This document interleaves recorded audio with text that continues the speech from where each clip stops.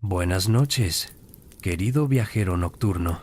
Bienvenido una vez más a Somnialis, tu refugio en las horas silenciosas. Ese espacio donde la historia se convierte en susurro y las grandes civilizaciones del pasado cobran vida bajo el manto estrellado de la noche. Mientras la oscuridad abraza tu ventana y el mundo exterior se sumerge en quietud, te invitamos a acomodarte, a cerrar los ojos si lo deseas, y a permitir que tu mente navegue con nosotros por aguas antiguas, por mares que han presenciado el nacimiento y la caída de imperios, el florecimiento del comercio y la escritura, la valentía de hombres que desafiaron horizontes desconocidos. Antes de zarpar juntos en este viaje extraordinario, cuéntanos en los comentarios desde qué parte del mundo nos acompañas esta noche. ¿Nos escuchas desde las costas del Mediterráneo, cuna de la civilización que exploraremos? Tal vez desde las tierras de América, África, Asia u Oceanía. Cada uno de ustedes, sin importar su ubicación, se convierte en parte de esta travesía colectiva que trasciende fronteras y épocas. Esta noche, querido oyente, nos adentraremos en uno de los capítulos más fascinantes y, paradójicamente, menos conocidos de la historia antigua. Viajaremos a las costas del levante mediterráneo, a una estrecha franja de tierra donde, hace más de 3000 años, floreció una civilización que cambiaría el curso de la humanidad para siempre. No hablamos de los egipcios con sus monumentales pirámides, ni de los griegos con su filosofía resplandeciente, ni siquiera de los romanos con sus legiones invencibles. Hablamos de un pueblo que nunca formó un imperio centralizado, que nunca conquistó vastos territorios por la fuerza de las armas, que nunca erigió monumentos colosales que desafiaran a los dioses. Y sin embargo, su influencia se extendió desde Gibraltar hasta las costas de África Occidental, desde Chipre hasta la península ibérica, tejiendo una red comercial que conectó 3 continentes y sentó las bases de la economía global. Hablamos de los fenicios, los príncipes púrpuras del Mediterráneo, los navegantes de la eternidad. Esta historia que compartiremos contigo no es fruto de la imaginación ni de la leyenda romantizada. Cada palabra, cada escena, cada detalle que escucharás esta noche está respaldado por evidencias arqueológicas meticulosamente excavadas, por inscripciones antiguas cuidadosamente traducidas, por crónicas de civilizaciones vecinas que observaron con asombro y temor el ascenso de estos maestros del mar, por análisis de pecios hundidos en el fondo marino y por el estudio de manufacturas encontradas en yacimientos que se extienden por todo el mundo antiguo conocido. Los documentos egipcios, asirios, babilonios y griegos nos han dejado testimonios invaluables. Las tablillas cuneiformes de Ugarit, los papiros de los faraones, las crónicas de los reyes de Asiria, los textos bíblicos del Antiguo Testamento y, sobre todo, las inscripciones en la propia lengua fenicia, encontradas en Biblos, Sidón, Tiro y en sus colonias dispersas por el Mediterráneo, nos permiten reconstruir con asombrosa precisión la historia de este pueblo extraordinario. Imagina, si puedes, una mañana del año 1200 a.C. El sol del levante comienza a pintar de oro las aguas del Mediterráneo oriental. En el puerto de Tiro, la más poderosa de las ciudades fenicias, la actividad ya ha comenzado antes del alba. El aroma de la madera de cedro recién cortada en las montañas del Líbano se mezcla con el olor salino del mar y el penetrante hedor de los talleres donde se produce la púrpura, ese tinte legendario que dará nombre a todo un pueblo. Un joven capitán llamado Baal Eser, cuyo nombre significa protegido por el dios Baal, camina por los muelles de piedra caliza perfectamente tallados. Sus sandalias de cuero repiquetean sobre la superficie húmeda mientras inspecciona su nave, un barco mercante de 20 metros de eslora con un solo mástil y una vela cuadrada de lino egipcio. La embarcación Construida con la madera de cedro más fina del Líbano, está cargada hasta los límites de su capacidad. Ánforas de aceite de oliva, lingotes de cobre de Chipre, marfil de Nubia, lino egipcio y, por supuesto, las preciadas telas teñidas con púrpura de Tiro, ese color que solo los reyes y sacerdotes pueden permitirse vestir. Baal-Ezer mira hacia el horizonte occidental, hacia lo desconocido. Hoy no navegará hacia Egipto ni hacia Chipre, destinos ya familiares para cualquier marinero fenicio. Hoy partirá hacia territorios apenas cartografiados, siguiendo rumores de tierras ricas en plata y estaño, metales que su ciudad necesita desesperadamente para mantener su posición como centro metalúrgico del mundo conocido. Mientras sube a bordo y ordena a sus marineros prepararse para zarpar, Baal-Ezer no puede imaginar que su viaje forma parte de una empresa mucho mayor. Él es apenas una pequeña pieza en el vasto entramado que su pueblo está tejiendo. Una red comercial y cultural que conectará a civilizaciones, transmitirá conocimientos, difundirá tecnologías.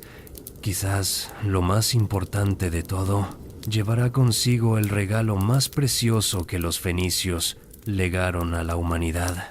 Un invento que revolucionará el pensamiento humano para siempre, el alfabeto. Esta noche, querido oyente, navegaremos con Baal-Ezer y con miles como él. Exploraremos los secretos de su civilización desde sus orígenes en las antiguas ciudades cananeas hasta su transformación en el imperio comercial más sofisticado de la antigüedad. Descubriremos cómo adoraban a sus dioses en templos monumentales, cómo desafiaron tormentas y monstruos marinos para alcanzar el fin del mundo conocido, cómo su lengua y su escritura dieron forma a los alfabetos que usamos hasta hoy, y cómo, finalmente, una de sus colonias, Cartago, casi logró destruir el naciente poder de Roma. Respira profundo, relaja tus hombros, deja que el murmullo de las olas antiguas te arrulle. Comencemos nuestro viaje por las rutas de los navegantes de la eternidad. Para comprender a los fenicios, debemos primero mirar hacia atrás en el tiempo, hacia una tierra que los antiguos textos llamaban Canaán. Esta región, una estrecha franja costera que se extendía aproximadamente desde el norte de la actual Siria hasta las puertas de Egipto, fue durante milenios una encrucijada de civilizaciones, un puente terrestre entre África, Asia y Europa. Las excavaciones arqueológicas en sitios como Biblos, cuya ocupación continua data de al menos 6000 años antes de Cristo, revelan que esta región fue habitada desde tiempos neolíticos por pueblos semitas que gradualmente desarrollaron una cultura distintiva. Los textos egipcios del tercer milenio antes de Cristo ya mencionan Biblos como fuente de madera de cedro, esa madera aromática y resistente que crecía en las montañas del Líbano y que los faraones codiciaban para sus templos, palacios y embarcaciones funerarias. Pero fueron los trastornos cataclísmicos del siglo XII a.C. los que verdaderamente forjaron la identidad fenicia tal como la conocemos. Entre los años 1200 y 1150 a.C., una oleada de destrucción barrió el Mediterráneo oriental. Civilizaciones poderosas colapsaron casi simultáneamente. El imperio hitita en Anatolia desapareció. Los grandes palacios micénicos de Grecia fueron reducidos a cenizas. Las ciudades-estado de Siria fueron devastadas. El propio Egipto, bajo el faraón Ramsés III, apenas logró repeler las invasiones de los misteriosos pueblos del mar, grupos nómadas cuyo origen aún debate la academia. En este caos generalizado, las ciudades costeras cananeas sufrieron diversos destinos.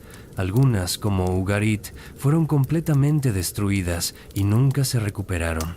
Otras, especialmente las más dependientes del comercio marítimo y las mejor fortificadas, lograron sobrevivir.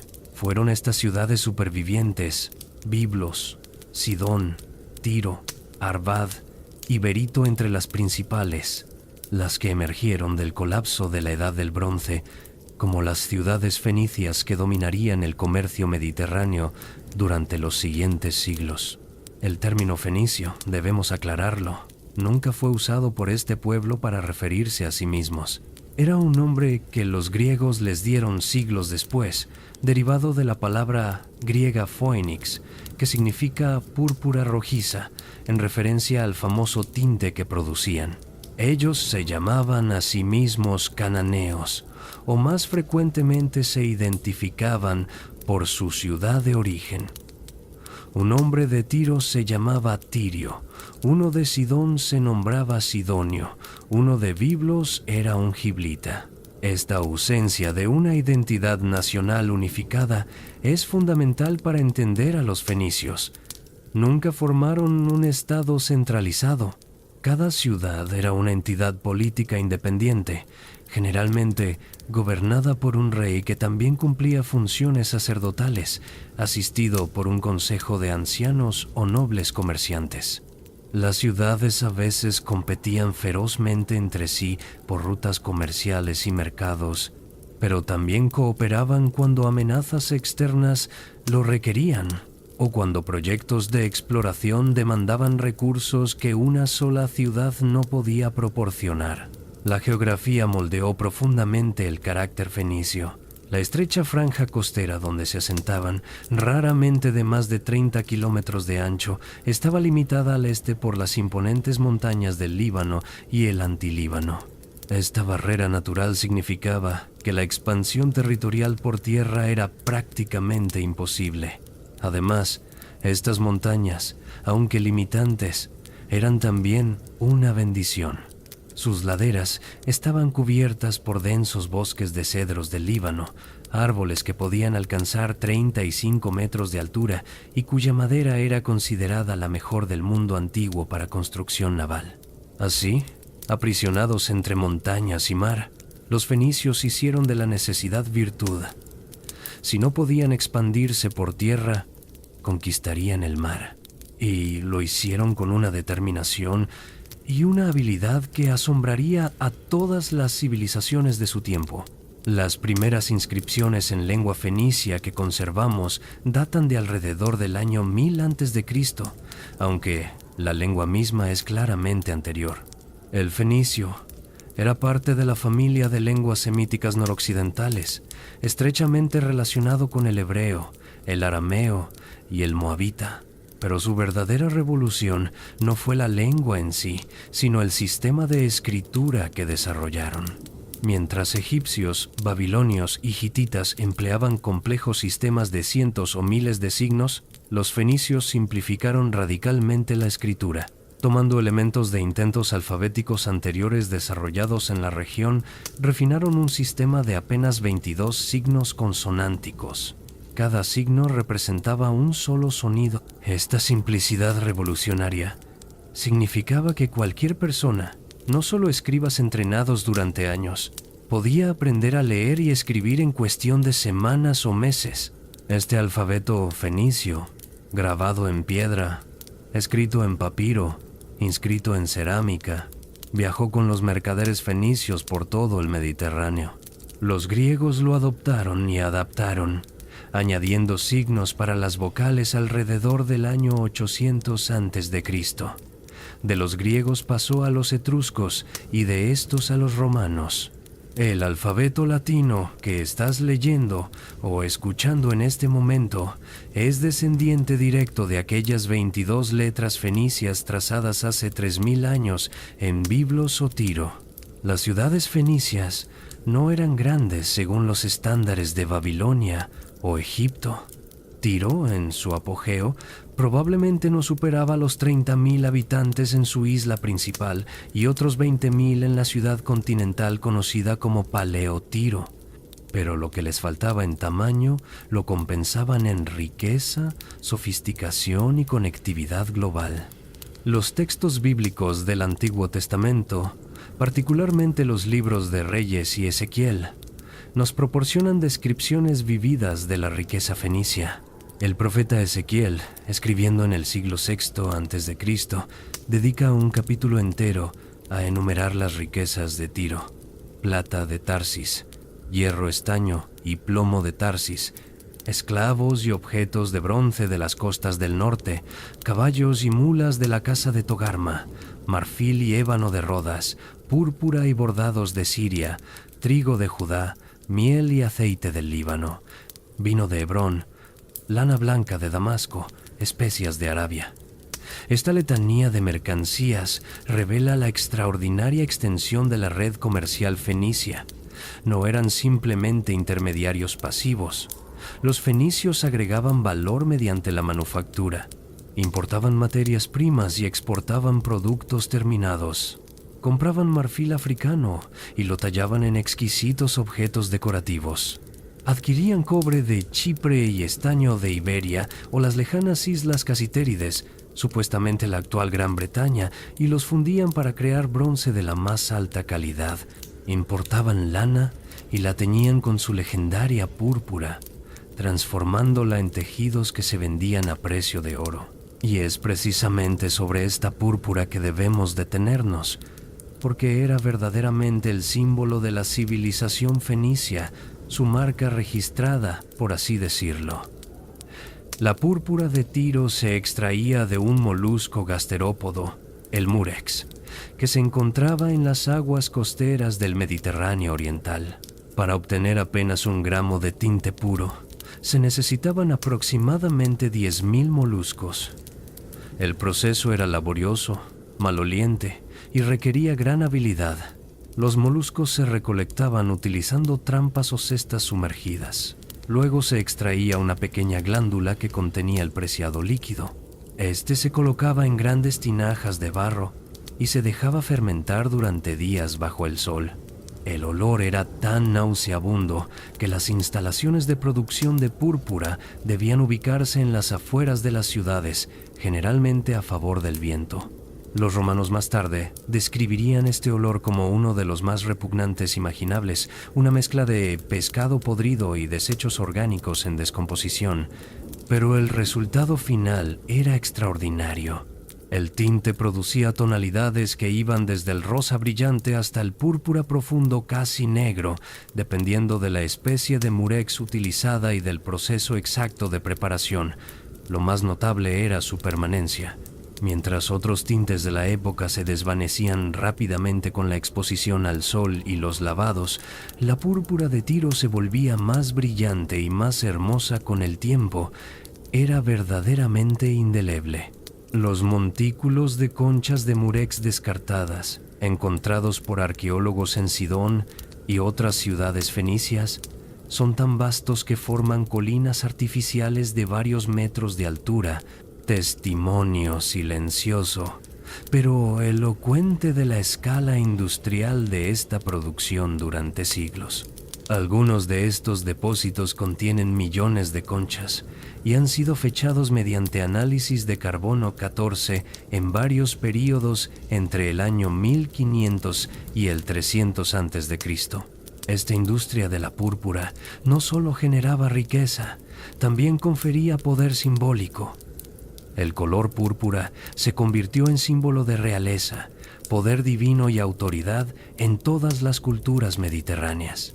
Los reyes persas, los emperadores romanos, los faraones egipcios, todos codiciaban y lucían las vestiduras púrpuras de origen fenicio.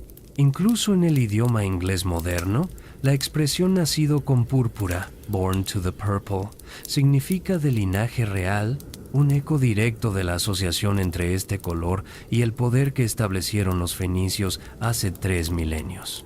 Con el ocaso del dominio egipcio sobre Canaán hacia el año 1100 a.C.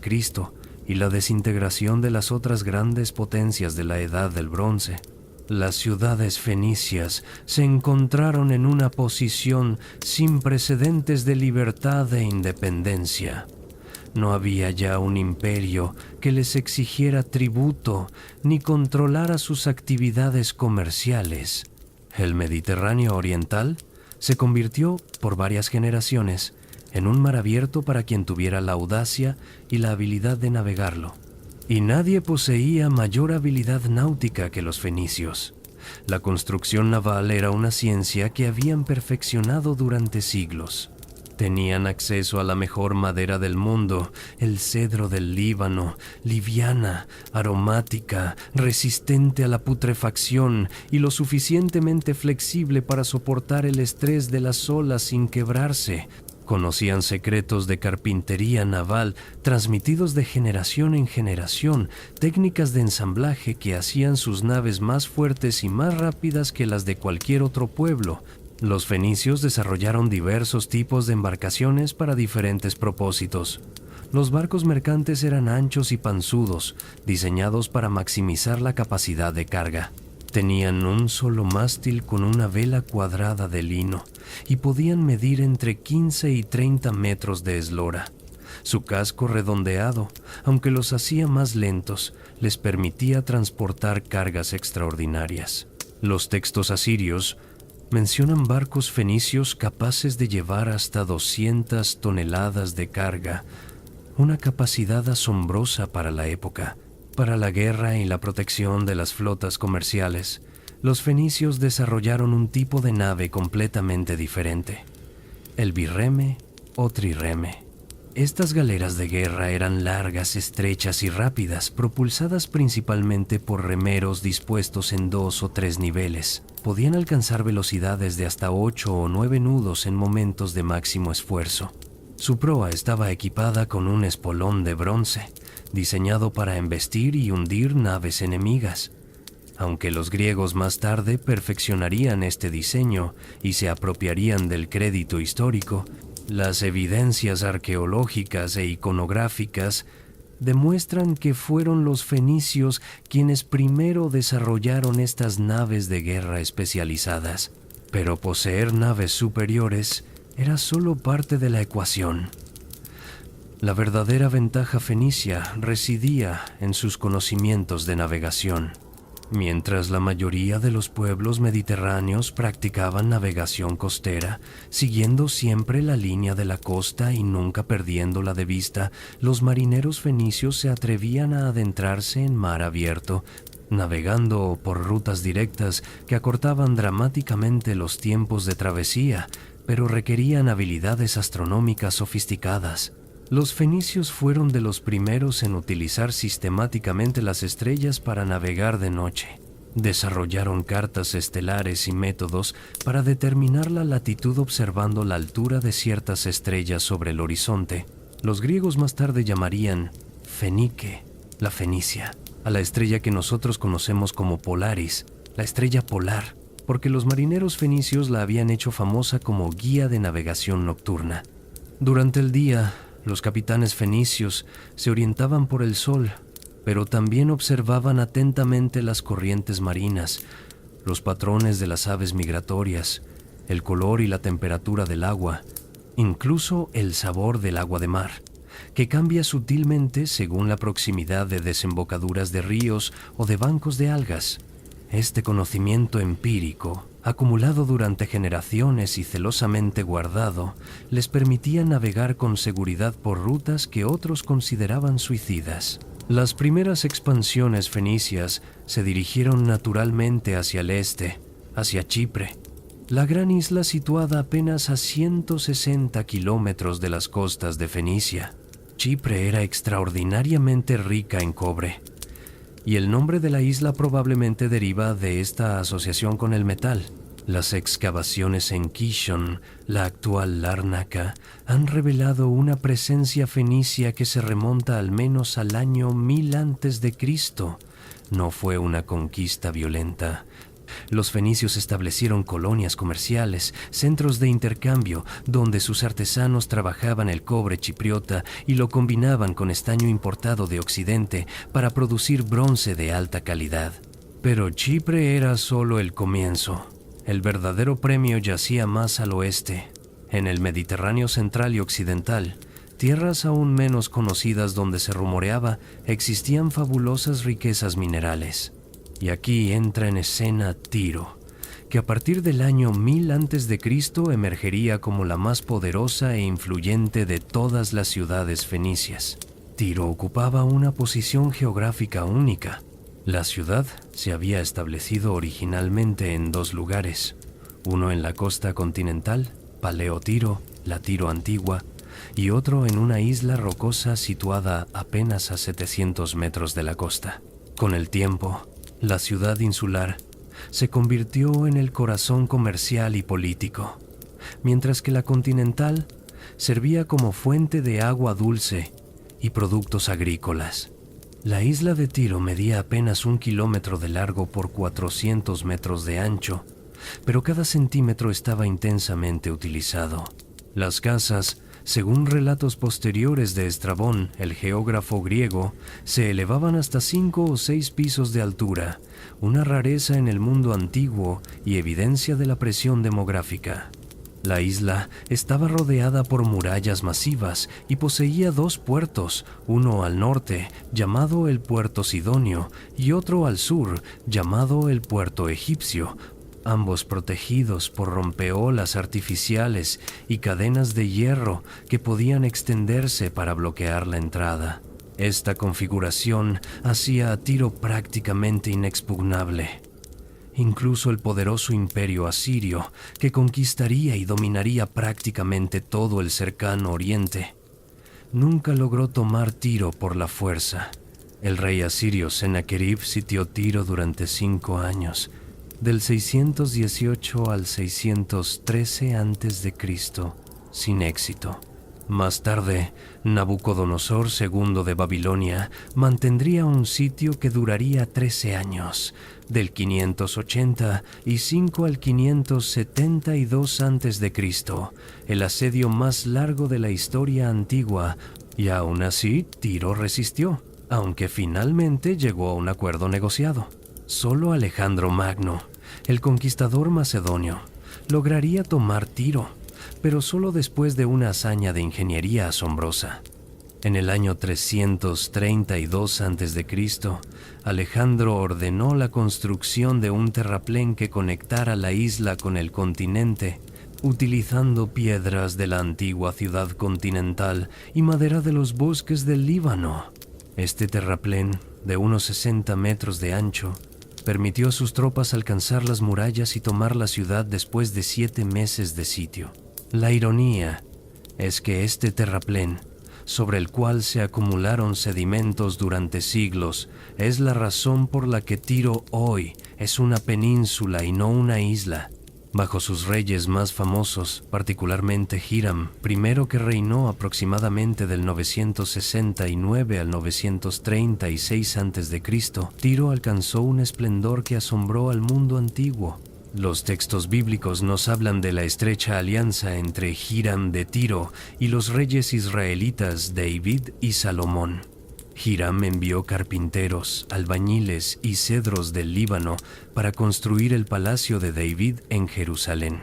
Más tarde, proporcionó los materiales y los artesanos expertos para la construcción del famoso Templo de Salomón.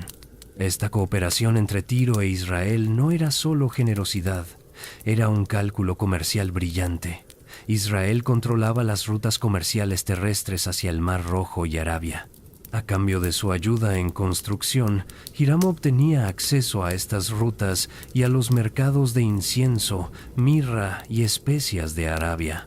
El Libro de Reyes nos cuenta que Hiram y Salomón inclusive cooperaron en expediciones marítimas conjuntas, enviando flotas desde el puerto de Ezion-Geber en el Golfo de Acaba hacia la misteriosa tierra de Ofir, de donde traían oro, maderas preciosas y piedras preciosas. Pero fue en la dirección contraria, hacia el oeste, donde las ambiciones fenicias brillarían con mayor intensidad. A partir del siglo IX a.C., las expediciones de exploración y colonización fenicia se multiplicaron. Los marinos de Tiro, Sidón y Arvad comenzaron a establecer colonias y factorías comerciales a lo largo de las costas del Mediterráneo central y occidental, una empresa que transformaría para siempre la historia de Europa, África y el propio cercano Oriente.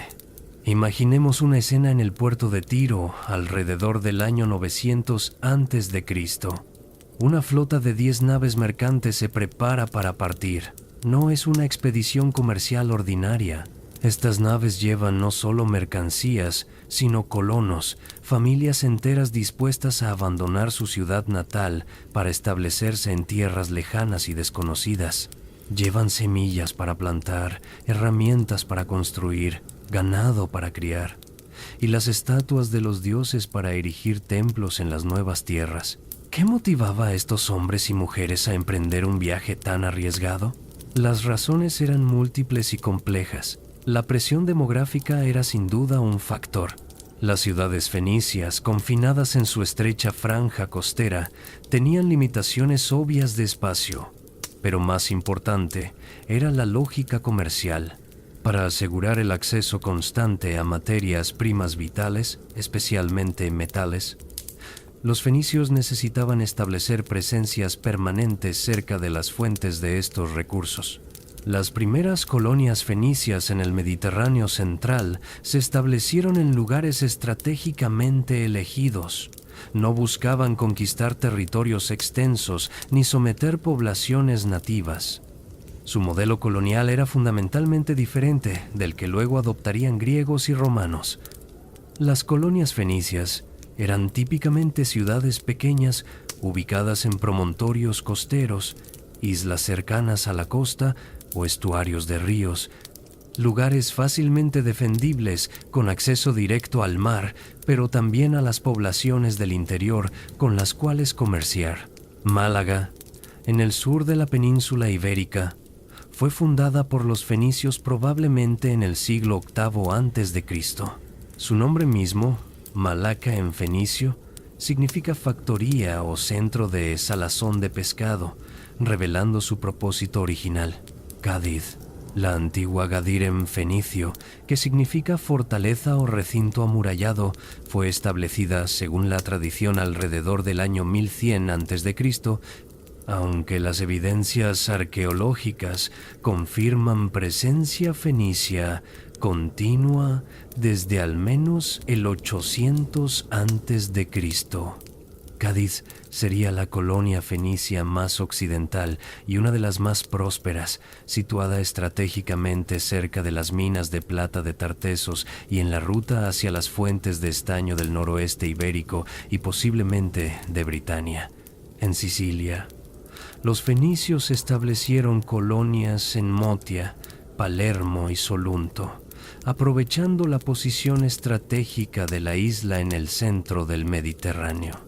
En Cerdeña fundaron Caralis, la moderna Cagliari, Zarros y Nora, entre otras. En las costas de África del Norte crearon una cadena de colonias que incluía Útica, Hadrumetum y Leptis Magna.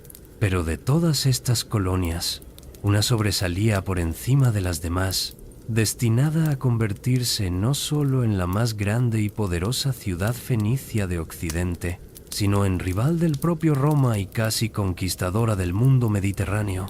Hablamos, por supuesto, de Cartago. La fundación de Cartago está envuelta en leyenda, pero estas leyendas, como frecuentemente ocurre, contienen núcleos de verdad histórica. Según el relato transmitido por historiadores romanos que lo escucharon de fuentes cartaginesas, particularmente Justino, que resumía la obra del historiador Pompeyo Trogo, Cartago fue fundada en el año 814 a.C. por una princesa fenicia llamada Dido, aunque su nombre fenicio era probablemente Elisa. La leyenda cuenta que Elisa era hija del rey Matan I de Tiro y hermana del cruel rey Pigmalión. Cuando Pigmalión asesinó al esposo de Elisa, el sacerdote Acervas, para apoderarse de sus riquezas, la princesa huyó de Tiro con un grupo de seguidores leales, llevándose tesoros escondidos. Después de varias escalas, incluida Chipre, donde reclutaron 80 jóvenes vírgenes destinadas a la prostitución sagrada para asegurar la continuidad de la futura colonia, llegaron a la costa de África del Norte. Allí, Elisa negoció con el rey local, Jarbas, la compra de una porción de tierra. Astutamente, pidió solo tanta tierra como pudiera abarcar una piel de buey. Cuando Jarbas aceptó, pensando haber hecho un negocio ventajoso, Elisa cortó la piel en tiras finísimas y con ellas rodeó una colina junto al mar, asegurando así un territorio considerable. En esta colina, llamada Birsa, que en fenicio significa piel o cuero, se estableció la ciudadela de Cartago. Los arqueólogos han confirmado que efectivamente hubo asentamiento fenicio en Cartago desde finales del siglo IX a.C. Las excavaciones en la colina de Birsa han revelado restos de cerámica fenicia fechados mediante análisis estratigráfico alrededor del año 800 a.C., notablemente cerca de la fecha tradicional de fundación. El nombre Cartago deriva del fenicio Kard Hadasht, que significa ciudad nueva, pero esta ciudad nueva rápidamente superó a su metrópoli. Su ubicación era excepcional. Cartago se construyó en una península que se adentraba en el Mediterráneo en el norte del actual Túnez, con acceso fácil tanto a Sicilia como a Cerdeña y a las costas de Iberia, y rodeada por fértiles tierras agrícolas en el interior africano. La ciudad poseía 2 magníficos puertos artificiales conectados, uno rectangular para barcos mercantes y uno circular para la armada, este último capaz de albergar 220 galeras de guerra, un poderío naval sin paralelo en el Mediterráneo occidental. En el centro del puerto circular se erigía una torre desde la cual el almirante podía observar toda la flota sin ser visto desde el exterior. El diseño era tan ingenioso que se convertiría en modelo para puertos militares durante siglos. Mientras tanto, en el Levante, las ciudades fenicias madre enfrentaban presiones crecientes. El renacimiento del poder mesopotámico bajo el imperio neo-asirio amenazaba la independencia fenicia. A partir del siglo IX a.C., los reyes asirios comenzaron a exigir tributo de las ciudades fenicias y a intervenir en sus asuntos internos. El rey asirio Asurnasirpal II, que reinó del 883 al 859 a.C., dejó inscripciones que describen su expedición a la costa mediterránea. Relata cómo las ciudades de Tiro, Sidón, Biblos y Arvad se apresuraron a ofrecerle tributo y regalos: oro, plata, estaño, cobre, recipientes de bronce, linos de colores, grandes y pequeños monos, ébano, marfil de colmillo de elefante, una criatura del mar, que son criaturas del mar, productos del mar. Era una lista que revelaba la asombrosa diversidad de bienes que fluían a través de las redes comerciales fenicias. Esta relación con Asiria era compleja y ambivalente. Por un lado, los fenicios pagaban tributo y técnicamente reconocían la soberanía asiria. Por otro, el imperio asirio necesitaba a los fenicios tanto como los fenicios necesitaban cierto grado de autonomía. Asiria era un poder terrestre sin tradición naval. Los reyes asirios dependían de los barcos y marineros fenicios para proyectar poder naval, transportar tropas y asegurar el comercio marítimo. Algunos reyes fenicios jugaron este juego diplomático con maestría. Luli de Tiro, por ejemplo, mantuvo una posición precaria de autonomía práctica bajo nominal subordinación asiria durante décadas. Otros, menos hábiles o más desafortunados, sufrieron terriblemente. Cuando el rey asirio Sennacherib sospechó de intrigas anti-asirias por parte de Luli alrededor del año 702 a.C., invadió Fenicia.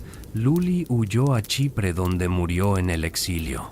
Sennacherib devastó el continente tirio, pero no pudo tomar la isla. Este patrón de resistencia y acomodación, de tributo pagado pero independencia preservada, caracterizaría las relaciones fenicio-asirias durante 2 siglos. Y cuando finalmente el imperio asirio colapsó bajo los ataques combinados de babilonios y medos a finales del siglo VII a.C., las ciudades fenicias simplemente transfirieron su lealtad nominal al nuevo poder dominante, el imperio neo-babilónico de Nabucodonosor II. Pero estas tribulaciones en el Levante contrastaban dramáticamente con la prosperidad de las colonias occidentales, particularmente Cartago, que libre de las presiones de los imperios mesopotámicos, florecía y expandía su propia red de colonias y alianzas. El centro de gravedad del mundo fenicio estaba desplazándose inexorablemente hacia el oeste. Para comprender verdaderamente a los fenicios, debemos adentrarnos en su mundo espiritual, en las creencias que guiaban sus vidas, en los dioses a quienes suplicaban protección, en los peligrosos mares que surcaban, en los rituales que marcaban el ritmo de su existencia. La religión fenicia era compleja, rica en simbolismo y, en algunos aspectos, profundamente inquietante para la sensibilidad moderna. Los fenicios eran politeístas, adorando un panteón de dioses y diosas cuyas raíces se hundían en las antiguas religiones cananeas. A la cabeza de este panteón se encontraba él, el padre de los dioses, una deidad suprema, pero algo distante de los asuntos cotidianos de los mortales. El nombre El, que simplemente significa Dios en fenicio y hebreo, aparece incluso en el nombre de Israel y refleja raíces religiosas comunes entre los pueblos semíticos del Levante. Pero en la práctica religiosa cotidiana, otros dioses recibían mayor devoción. Baal, cuyo nombre significa Señor, era el dios de las tormentas, la fertilidad y la guerra. Era representado como un guerrero joven y vigoroso, frecuentemente armado con un rayo. Como dios de la tormenta que traía las lluvias esenciales para la agricultura, Baal era central para las esperanzas de prosperidad del pueblo. Los textos ugaríticos, escritos en una lengua estrechamente relacionada con el fenicio, nos cuentan elaborados mitos sobre las batallas de Baal contra Yam, el dios del mar y el caos, y contra Mot, el dios de la muerte y la sequía. Astarte, conocida también como Ashtart, era la principal diosa femenina del panteón fenicio, diosa del amor, la fertilidad, la sexualidad y la guerra. Una combinación que puede parecer extraña a la mentalidad moderna, pero que era común en las religiones del antiguo cercano Oriente. Astarte era frecuentemente representada desnuda o seminuda, acentuando sus atributos femeninos, a veces flanqueada por leones o sobre un león, símbolos de su poder. Su culto incluía prácticas de prostitución sagrada, donde sacerdotisas dedicadas a la diosa participaban en actos sexuales rituales que se creía garantizaban la fertilidad de la tierra y del pueblo. Melkart, cuyo nombre significa rey de la ciudad, era el dios patrón de Tiro. Era un dios de la navegación, el comercio y la colonización. Cada expedición fenicia importante comenzaba con sacrificios a Melkart, pidiendo su protección en los mares. Cuando los fenicios establecían una nueva colonia, uno de sus primeros actos era erigir un templo a Melkart. Los griegos más tarde identificarían a Melkart con su propio Heracles o Hércules, y de hecho muchas historias sobre los viajes de Hércules al occidente mediterráneo pueden tener sus raíces en antiguas leyendas sobre Melkart. Eshmun era el dios de la sanación, adorado particularmente en Sidón, donde su templo era célebre en todo el mundo antiguo. Los enfermos viajaban desde lugares distantes buscando cura en su santuario. Excavaciones arqueológicas en Sidón han revelado un impresionante complejo templario dedicado a Eshmun, con instalaciones que sugieren prácticas médicas además de rituales religiosos, incluidas fuentes de agua que se creían tenían propiedades curativas. Los templos fenicios eran estructuras impresionantes, construidas típicamente en las partes más altas de las ciudades. Seguían un diseño general común al Levante, un patio abierto, un vestíbulo y finalmente el Sancta Sanctorum donde residía la imagen del dios. Los textos bíblicos que describen el templo de Salomón, construido por artesanos fenicios siguiendo modelos fenicios, nos dan una idea de cómo eran estos templos. Revestidos con cedro tallado, decorados con oro, con enormes columnas de bronce en la entrada. El templo de Melkart en Tiro era particularmente famoso. Según Heródoto, el historiador griego que lo visitó en el siglo V a.C., el templo contenía 2 columnas, una de oro puro y otra de esmeralda, que resplandecían durante la noche. Los historiadores modernos debaten si estas columnas eran literalmente de oro y esmeralda, o si estaban revestidas o decoradas con estos materiales, pero el relato de Heródoto al menos confirma la magnificencia legendaria del templo. Los rituales religiosos fenicios incluían oraciones, cantos, ofrendas de incienso, libaciones de vino y aceite, y sacrificios de animales. Los animales más comúnmente sacrificados eran ovejas, cabras, toros y aves. Los sacerdotes realizaban estos sacrificios siguiendo procedimientos rituales precisos, y partes de los animales sacrificados se quemaban en altares mientras otras partes se consumían en banquetes rituales. Pero existe un aspecto de la religión fenicia que ha generado controversia, debate y horror desde la antigüedad hasta nuestros días: la cuestión del sacrificio infantil.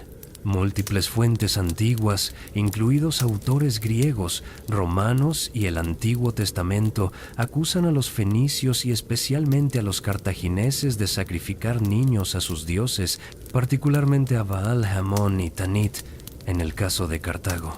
El historiador griego Diodoro Sículo, escribiendo en el siglo I a.C., pero basándose en fuentes más antiguas, describe cómo los cartagineses, cuando su ciudad fue sitiada por Agatocles de Siracusa en el año 310 a.C., creyeron que sus dioses estaban enfurecidos porque habían reemplazado niños de familias nobles con niños comprados o de baja extracción en los sacrificios. Como respuesta, según Diodoro, sacrificaron 200 niños de las mejores familias y 300 ciudadanos se ofrecieron voluntariamente como víctimas adicionales. Los autores bíblicos condenan repetidamente la práctica de pasar hijos por el fuego a Moloch, un dios o quizás un tipo de sacrificio asociado con los cananeos y fenicios. El libro de Levítico, específicamente, prohíbe esta práctica, y el libro de Reyes acusa a varios reyes israelitas apóstatas de haberla adoptado. Durante mucho tiempo, los historiadores modernos tendieron a descartar estos relatos como propaganda antifenicia y anticartaginesa. Después de todo, griegos y romanos tenían razones para demonizar a sus enemigos comerciales y militares. Y los autores bíblicos tenían motivaciones teológicas para pintar las prácticas cananeas como abominables para justificar la conquista israelita de Canaán. Sin embargo, los descubrimientos arqueológicos han complicado enormemente esta cuestión. En Cartago y en varios sitios fenicios del Mediterráneo occidental, los arqueólogos han excavado recintos especiales llamados tofets, nombre derivado de la palabra hebrea para el lugar donde supuestamente se realizaban sacrificios infantiles.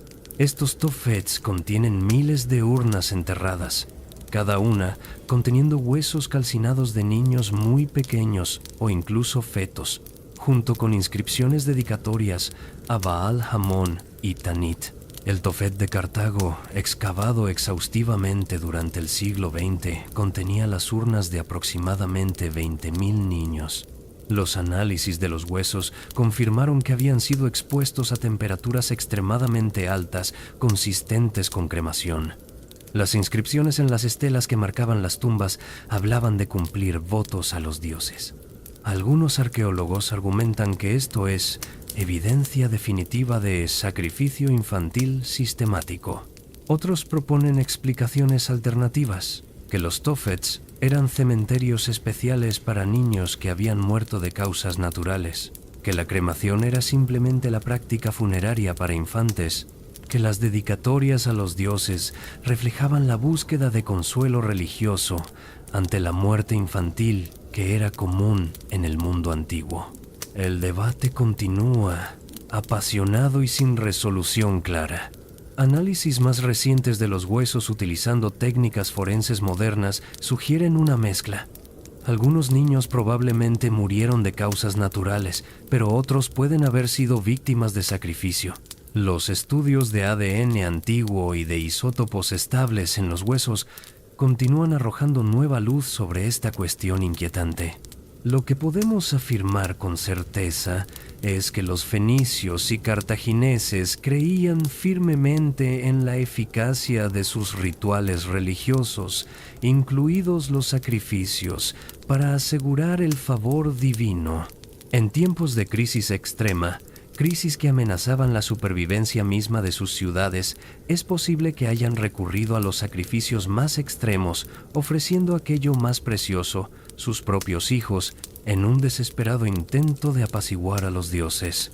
Más allá de estas prácticas controvertidas, la cultura fenicia contribuyó enormemente al desarrollo intelectual del Mediterráneo.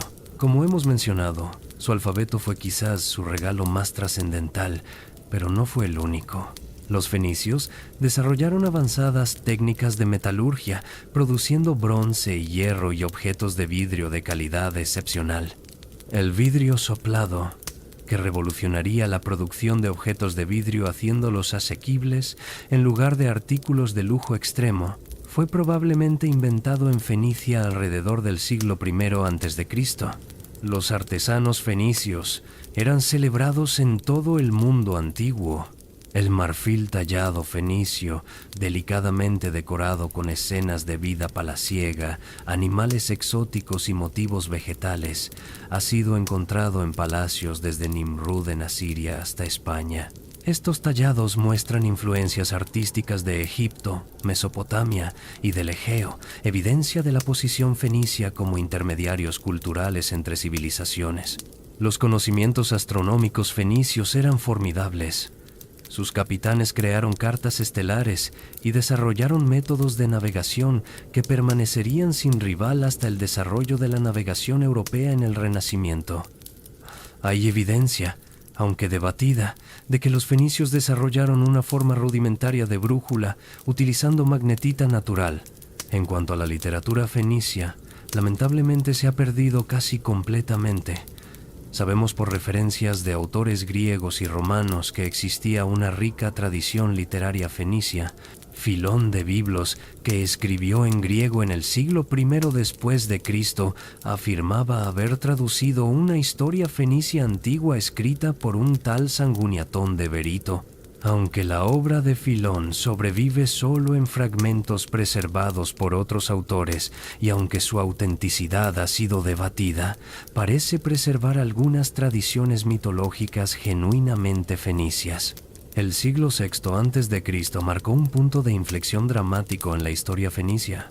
Las ciudades madre del Levante, que durante siglos habían sido los centros de la civilización fenicia, enfrentaban amenazas existenciales que culminarían en la pérdida de su independencia. Mientras tanto, en el occidente mediterráneo, Cartago emergía como una superpotencia que redefiniría el equilibrio de poder en el mundo antiguo. El imperio neo-babilónico, bajo Nabucodonosor II, el mismo rey que destruyó Jerusalén y llevó a los judíos al cautiverio babilónico, volvió su atención hacia Fenicia. Como hemos mencionado, Nabucodonosor sitió Tiro durante 13 años, del 585 al 572 a.C., el asedio más largo registrado en la historia antigua hasta ese momento. Aunque Tiro nunca fue tomada por asalto, el prolongado bloqueo devastó su economía. Finalmente se llegó a un acuerdo en el cual Tiro mantenía una autonomía limitada, pero reconocía la soberanía babilónica y pagaba tributo. Sin embargo, el dominio babilónico sería breve. En el 539 a.C., Ciro el Grande de Persia conquistó Babilonia sin batalla y el vasto imperio neobabilónico pasó a manos persas. Las ciudades fenicias, pragmáticas como siempre, aceptaron rápidamente el nuevo orden. Los persas, por su parte, reconocieron el valor de los fenicios y les otorgaron considerable autonomía, especialmente en asuntos marítimos.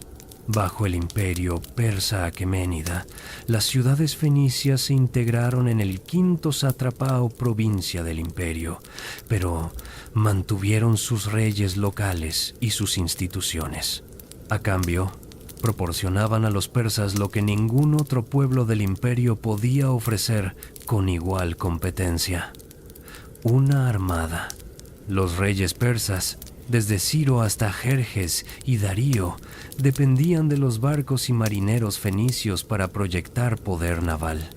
Esta alianza perso-fenicia alcanzó su expresión más dramática durante las guerras médicas contra Grecia en el siglo V a.C., cuando Jerjes I invadió Grecia en el 480 a.C. con un ejército masivo. La columna vertebral de su flota estaba formada por 300 barcos fenicios de Tiro, Sidón y Arvad. En la batalla naval de Salamina, donde la armada persa sufrió una derrota catastrófica a manos de la flota griega, fueron los barcos fenicios los que soportaron el peso del combate. Heródoto, que describe estos eventos con detalle aunque con inevitable sesgo pro-griego, reconoce la habilidad de los marineros fenicios, a quienes describe como los mejores navegantes de la flota persa.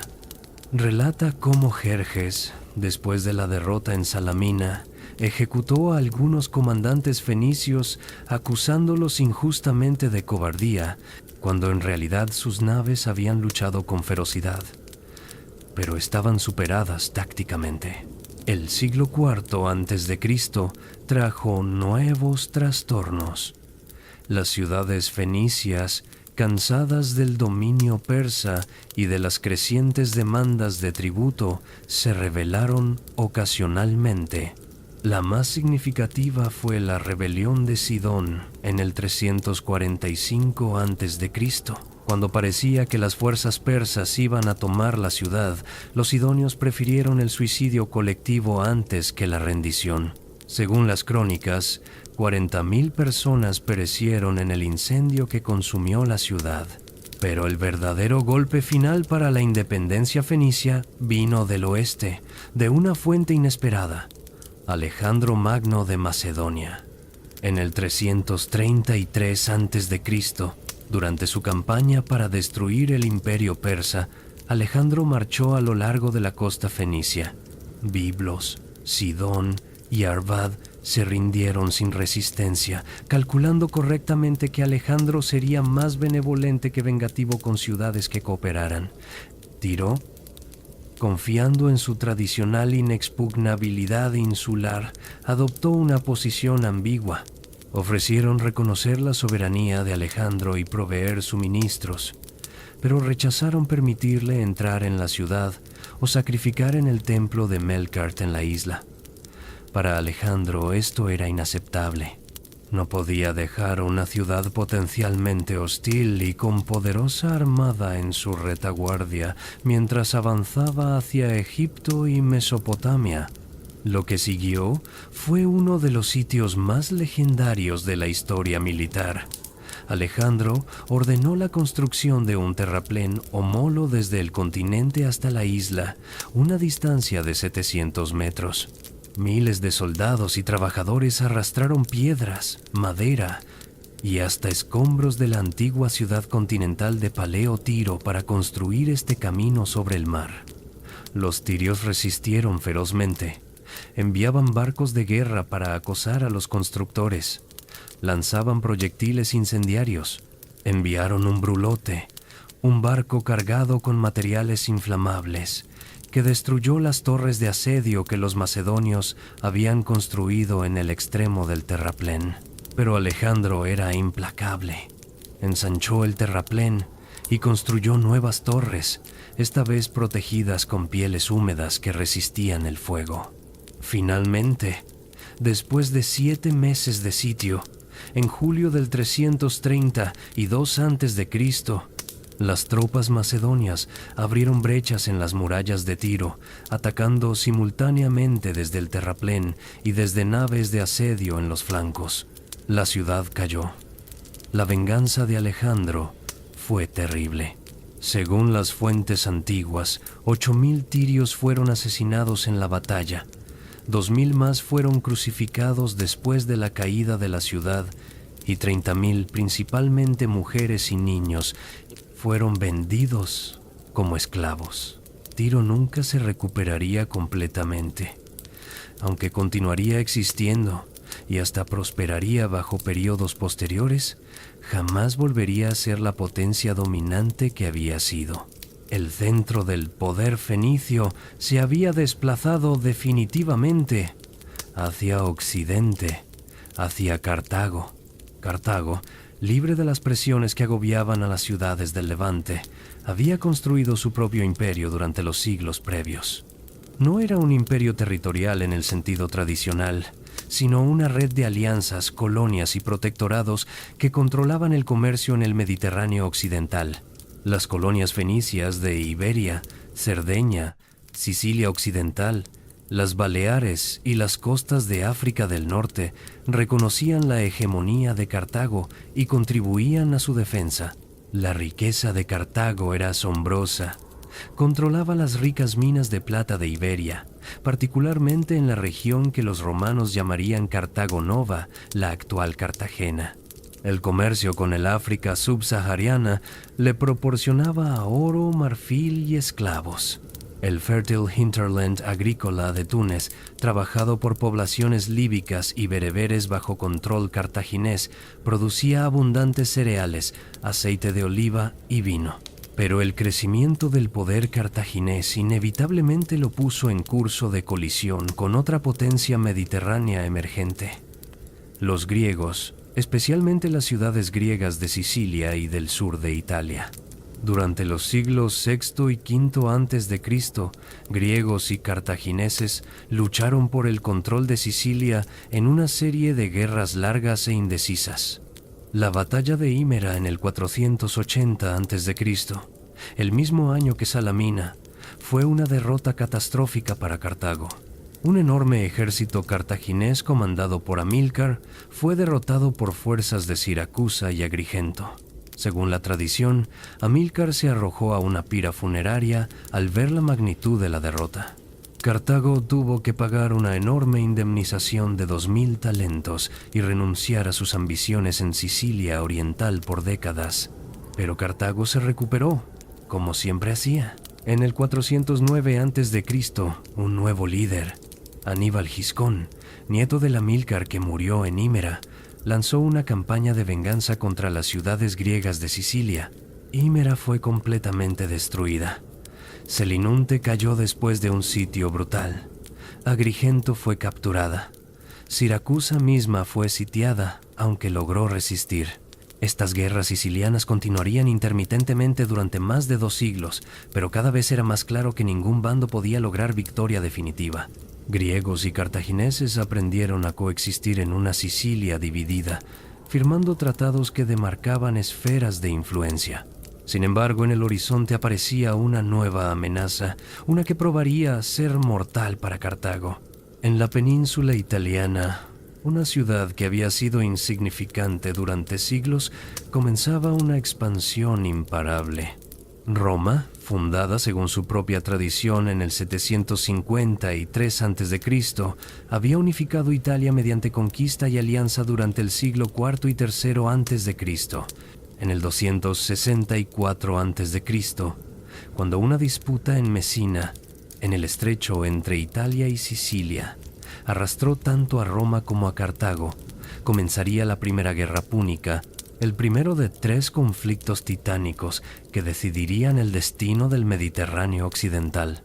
El conflicto entre Roma y Cartago, las 3 guerras púnicas que se extendieron desde el 264 hasta el 146 a.C., fue mucho más que una simple lucha por territorio. Fue un choque de civilizaciones, de 2 modelos completamente diferentes de organización política, militar y económica. Era el poder terrestre contra el poder naval, la república guerrera contra el imperio comercial, el occidente latino contra el oriente semítico. Cuando comenzó la Primera Guerra Púnica, Cartago era indiscutiblemente la potencia dominante del Mediterráneo occidental. Su armada era la más grande y experimentada del mundo. Sus generales habían sido templados en siglos de guerras en Sicilia. Su riqueza era legendaria. Roma, por su parte, ni siquiera poseía una armada digna de ese nombre. Era una potencia terrestre, con legiones invencibles en batalla campal, pero sin experiencia en guerra naval. La guerra comenzó en Sicilia en el 264 a.C., cuando tanto Roma como Cartago respondieron a llamamientos de ayuda de facciones rivales en la ciudad de Mesina. Lo que comenzó como una intervención limitada se transformó rápidamente en una guerra total por el control de Sicilia. Para los romanos quedó claro que no podrían ganar sin una armada. Con determinación característica, decidieron crear una desde cero. Según el historiador Polibio, que escribió la historia más detallada de estas guerras, los romanos copiaron el diseño de un quinquerreme cartaginés que había encallado en sus costas.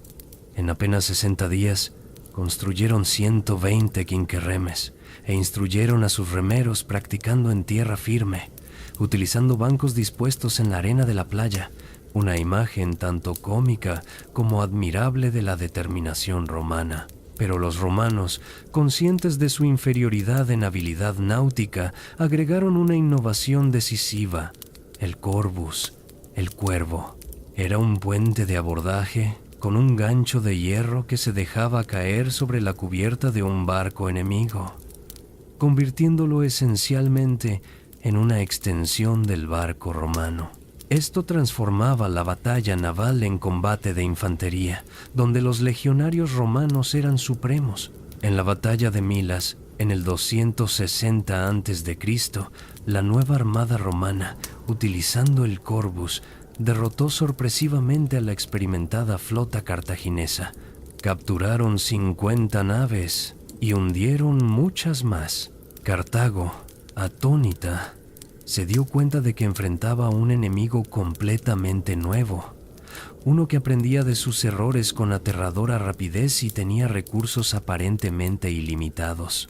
La guerra se prolongaría durante 23 años agotadores.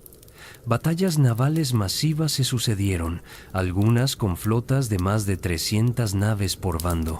Roma perdió 2 flotas enteras en tormentas, aproximadamente 1000 barcos en total y 100.000 hombres. Pero cada vez reconstruían, mientras que Cartago, a pesar de su riqueza, no podía sostener este ritmo de pérdidas. En el 241 a.C., una flota romana comandada por el cónsul Cayo Lutacio Cátulo derrotó decisivamente a la armada cartaginesa en las Islas Égadas, cerca de la costa occidental de Sicilia. Cartago, exhausta económica y militarmente, pidió paz. Los términos fueron duros. Cartago debía evacuar completamente Sicilia, la cual se convertiría en la primera provincia romana fuera de Italia, pagar una indemnización de 3.200 talentos durante 10 años y renunciar a cualquier reclamación sobre las islas entre Italia y Sicilia. Pero la humillación no había terminado. Aprovechando la debilidad de Cartago, Roma se apoderó también de Cerdeña y Córcega, aumentando la indemnización en 1.200 talentos adicionales. Esta acción, que Polibio mismo, aunque prorromano, admitió fue injusta, llenó a Cartago de un resentimiento profundo y duradero. Amílcar Barca, el comandante cartaginés durante los últimos años de la Primera Guerra Púnica, nunca perdonó a Roma. Según la tradición, cuando su hijo mayor, un niño de 9 años llamado Aníbal, le pidió acompañarlo a Iberia, donde Amílcar se proponía reconstruir el poder cartaginés, el padre lo llevó ante un altar y le hizo jurar odio eterno a Roma. Aníbal nunca olvidaría ese juramento. En Iberia, Amílcar y luego su yerno Asdrúbal y finalmente su hijo Aníbal construyeron un nuevo imperio cartaginés durante 20 años, del 237 al 218 a.C. Conquistaron vastos territorios, sometiendo a las tribus íberas y explotando las ricas minas de plata. Fundaron Cartago Nova, Cartago la Nueva, como base de operaciones. Reclutaron y entrenaron ejércitos de íberos, celtas y africanos. Cartago se estaba preparando para la revancha. En el 219 a.C., Aníbal, ahora comandante en jefe a los 26 años, sitió y capturó Sagunto, una ciudad costera ibérica aliada de Roma. Roma exigió que Cartago entregara a Aníbal o enfrentaría guerra. Cartago rechazó. La Segunda Guerra Púnica había comenzado. Lo que siguió fue uno de los episodios más extraordinarios de la historia militar. Aníbal decidió que no esperaría a que Roma lo atacara en Iberia. Él llevaría la guerra a Italia misma. En la primavera del 218 a.C., Aníbal partió de Cartago Nova con un ejército de aproximadamente 90.000 soldados de infantería, 12.000 jinetes y, famosamente, 37 elefantes de guerra. Su ruta lo llevaría a través del sur de la Galia, la actual Francia, y luego sobre los Alpes hacia Italia. La travesía de los Alpes, realizada al inicio del invierno, fue una hazaña épica. Los ejércitos antiguos simplemente no cruzaban los Alpes con grandes contingentes. El frío, las avalanchas, los pasos estrechos donde los hombres debían caminar en fila, los ataques de tribus galas hostiles, todo conspiraba contra Aníbal. Polibio, que visitó la ruta décadas después y entrevistó a veteranos de la campaña, describe cómo los soldados tuvieron que abrir camino a través de nevadas profundas, cómo los elefantes aterrorizaban tanto a los enemigos como ocasionalmente a sus propios manipuladores, cómo Aníbal debió usar vinagre caliente para agrietar y romper rocas que bloqueaban el paso. Cuando finalmente emergió en el Valle del Po en Italia, después de 15 días cruzando las montañas, había perdido casi la mitad de su ejército. Pero estaba en Italia y Roma no lo había visto venir. Durante los siguientes 16 años, Aníbal permanecería en Italia, derrotando a los ejércitos romanos una y otra vez en batallas que se volverían legendarias. En el Trebia, en el 218 a.C., aniquiló 2 legiones en una emboscada perfectamente ejecutada en medio de una tormenta de nieve. En el lago Trasimeno, en el 217 a.C., emboscó y destruyó completamente un ejército consular, matando a 15.000 romanos, incluido el cónsul Cayo Flaminio. Pero la victoria más completa, la que se estudiaría en academias militares durante 2000 años como ejemplo de táctica perfecta, fue Canas en el 216 a.C. Allí, Aníbal, con un ejército de aproximadamente 50.000 hombres, enfrentó a 8 legiones romanas, 87.000 hombres, el ejército más grande que Roma jamás había reunido. Utilizando un movimiento de doble envolvimiento, su caballería destruyó la caballería romana en los flancos, mientras su infantería, deliberadamente débil en el centro, se retiraba en forma de media luna, atrayendo a las legiones romanas hacia adentro. Luego, la caballería cartaginesa atacó la retaguardia romana, mientras la infantería de los flancos envolvía a las legiones por ambos lados. El resultado fue un matadero. Entre 50.000 y 70.000 romanos murieron ese día, incluidos ambos cónsules, 80 senadores y cientos de oficiales ecuestres. Era la peor derrota que Roma había sufrido jamás. Aníbal había demostrado que las legiones podían ser derrotadas. Muchos esperaban que Aníbal marchara directamente sobre Roma.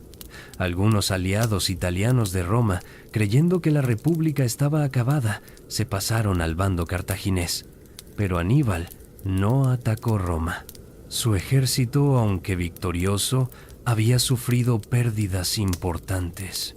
No tenía equipo de asedio.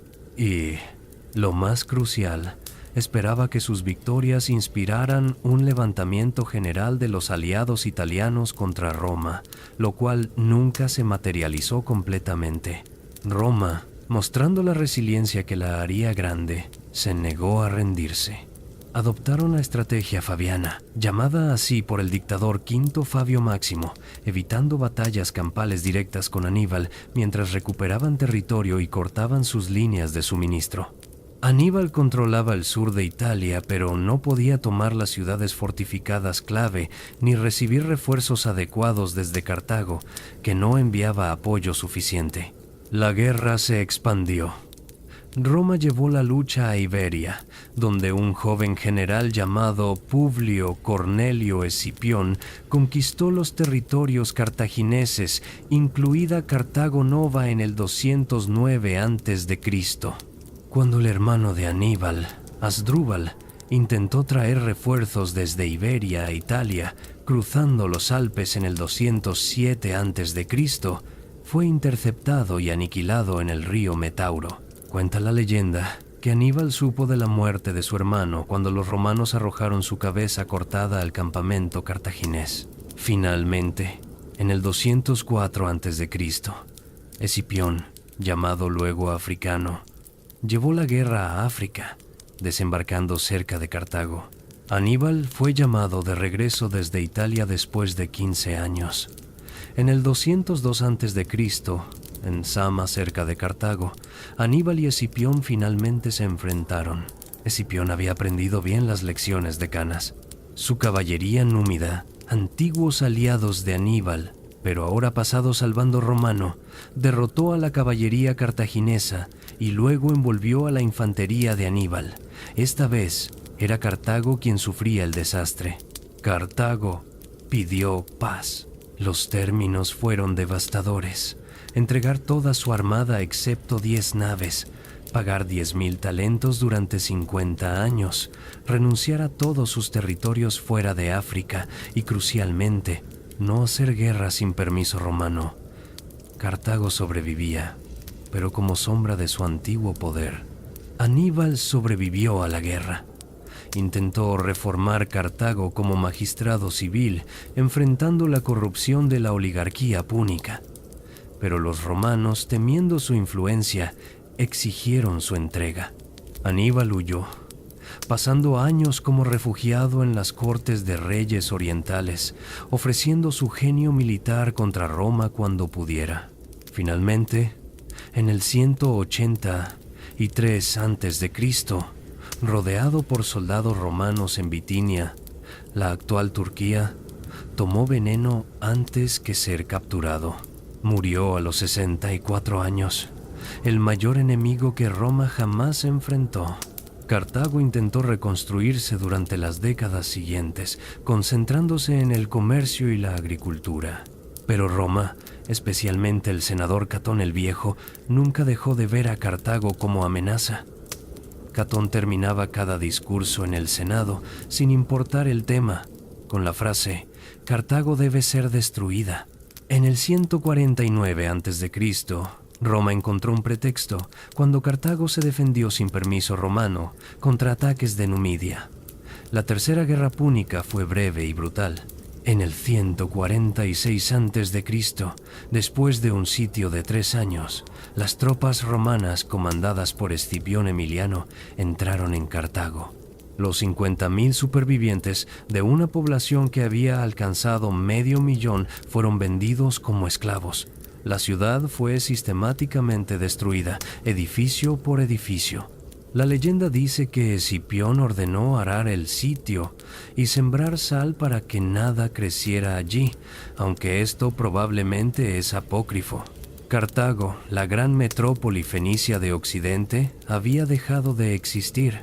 Y así llegamos al final de nuestra jornada nocturna con los fenicios, los navegantes de la eternidad. Desde las costas del Líbano hasta las columnas de Hércules, desde las islas del Egeo hasta las playas de África Occidental, estos maestros del mar tejieron una red comercial y cultural que conectó civilizaciones y transformó el mundo antiguo. Dejaron legados que persisten hasta nuestros días. Cada vez que escribimos una palabra, utilizamos descendientes de su alfabeto. Las ciudades que fundaron, Cádiz, Málaga, Palermo, Cagliari, todavía prosperan 3.000 años después. Sus técnicas de navegación abrieron el camino para todas las exploraciones posteriores. Su modelo de comercio marítimo prefiguró la globalización moderna. Los fenicios nos enseñan que los imperios no se construyen solo con espadas y conquistas. Se construyen con innovación, con valentía para navegar hacia lo desconocido, con la habilidad de conectar personas y culturas, de transformar materias primas en productos valiosos, de escribir contratos y mantener la palabra dada a través de mares tempestuosos y generaciones. Nos recuerdan también la fragilidad de toda grandeza humana. Tiro, inexpugnable durante siglos, cayó finalmente ante la determinación de Alejandro. Cartago, que casi conquistó Roma, fue borrada tan completamente que durante siglos su ubicación exacta fue incierta. Las civilizaciones, como las olas que los fenicios navegaron, se elevan y caen, dejando solo rastros de espuma en la arena de la historia. Pero esos rastros, querido oyente, esas huellas en la arena del tiempo, merecen ser recordadas, estudiadas, honradas, porque en ellas encontramos no solo la historia de los fenicios, sino reflejos de nuestra propia humanidad, de nuestra sed de exploración, de nuestro deseo de conectar con otros, de nuestro impulso de dejar algo que perdure más allá de nuestras breves vidas. Antes de que la noche nos reclame completamente, nos gustaría invitarte a compartir en los comentarios qué tema te gustaría que exploráramos en nuestro próximo viaje nocturno por la historia. ¿Te interesan las rutas de la seda? ¿Los vikingos y sus sagas? ¿Las civilizaciones precolombinas de América? ¿Los mongoles que conquistaron medio mundo? Tu voz importa en esta comunidad de viajeros nocturnos. Y si este viaje por las rutas fenicias te ha fascinado, considera suscribirte a Somnialis. Cada semana te traemos nuevas historias, nuevos horizontes que explorar juntos en las horas silenciosas, cuando el mundo duerme, pero la curiosidad permanece despierta. Somos más que un canal. Somos una comunidad de almas curiosas que encuentran en la historia no solo conocimiento, sino también consuelo, inspiración y perspectiva. Ahora, querido compañero de viaje, es momento de que descanses. Cierra los ojos si aún no lo has hecho. Respira profundo. Deja que las imágenes de naves fenicias surcando mares antiguos se desvanezcan lentamente. Imagina las velas de lino desplegándose bajo estrellas milenarias. Escucha el murmullo de olas contra cascos de cedro del Líbano. Los fenicios hace mucho tiempo zarparon hacia el horizonte final. Sus ciudades son ruinas, sus naves están hundidas en lechos marinos, sus voces silenciadas por los siglos, pero su espíritu, ese espíritu de exploración y valentía, de curiosidad insaciable y adaptabilidad infinita, ese espíritu navega todavía en cada barco que zarpa hacia horizontes desconocidos, en cada persona que se atreve a conectar culturas separadas, en cada innovación que transforma el mundo. Que tu sueño esta noche sea tranquilo como las aguas de un puerto fenicio al amanecer. Que tus sueños te lleven a costas lejanas, bajo cielos estrellados. Y que mañana despiertes con renovada curiosidad por las historias infinitas que la humanidad ha tejido a través de los siglos. Buenas noches, querido viajero. Hasta que nos encontremos nuevamente en las horas calladas de otra noche, cuando la historia susurre sus secretos a quienes tengan paciencia de escuchar. Desde Somnialis, donde cada noche es un viaje y cada historia es un puente entre pasado y presente, te deseamos descanso profundo y sueños inspiradores. Buenas noches.